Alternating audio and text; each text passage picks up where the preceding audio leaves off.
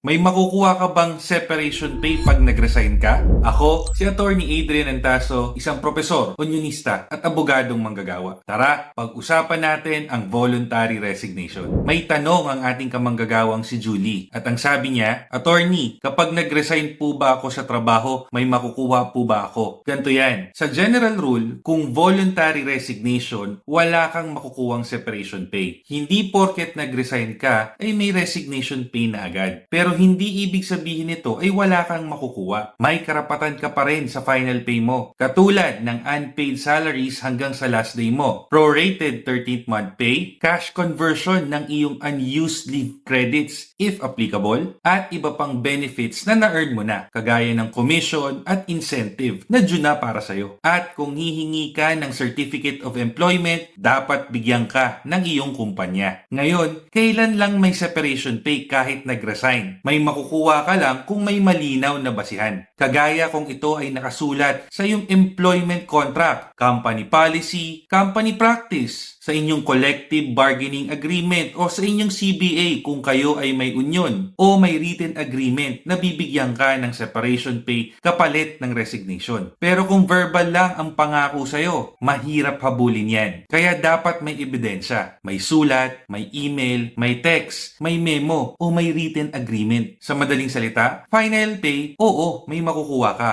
Pero separation pay, hindi automatic. Pero ito ang mahalaga, may panukalang batas ngayon sa ating House of Representatives. Ito ay ang House Bill number 97 o ang Resignation Pay Act. Ang panukalang batas na ito ay hinain ni Eli San Fernando ng Kamanggagawa Party List. Layunin nito na bigyan ng separation pay ang mga qualified private sector employees sa ilalim ng justifiable circumstances. Sa panukalang batas, kasama sa grounds ang serious insult, inhumane treatment, crimes committed by their employers, career shift, serious illness ng pamilya, relocation, at iba pang analogous cases. Pero dapat tandaan, panukalang batas pa lang ito, hindi pa ito batas. Kaya mga kamanggagawa, kung gusto nating magkaroon ng resignation pay ang mga manggagawang umalis dahil sa isang makatwirang dahilan, kalampagin natin ang ating mga congressman at ating mga senador. I-message, itag, sulatan ninyo ang inyong mga district congressman, senador at mga party list representatives. Sabihin natin na suportahan at ipasa ang House Bill number 97 o ang Resignation Pay Act. Karapatan ng manggagawa na umalis ng may dignidad, lalo na kung ang pagbibitiw ay dahil sa makatwirang dahilan. Kaya kung nag-resign ka at hindi mo alam kung tama ba ang final pay mo, huwag manghula. I-check ang payslip, contract, company policy, resignation letter, clearance, at final pay computation. Para sa libreng gabay, i-scan ang QR code o i-click ang link ng sumbungan ng kamanggagawa. Dahil ang mga batas para sa manggagawa ay ipinaglalaban, hindi hinihintay. Andito ang Batas Manggagawa at Kamanggagawa Party List. Handang samahan kayo sa inyong laban hanggang dulo. Kaya, laban manggagawa!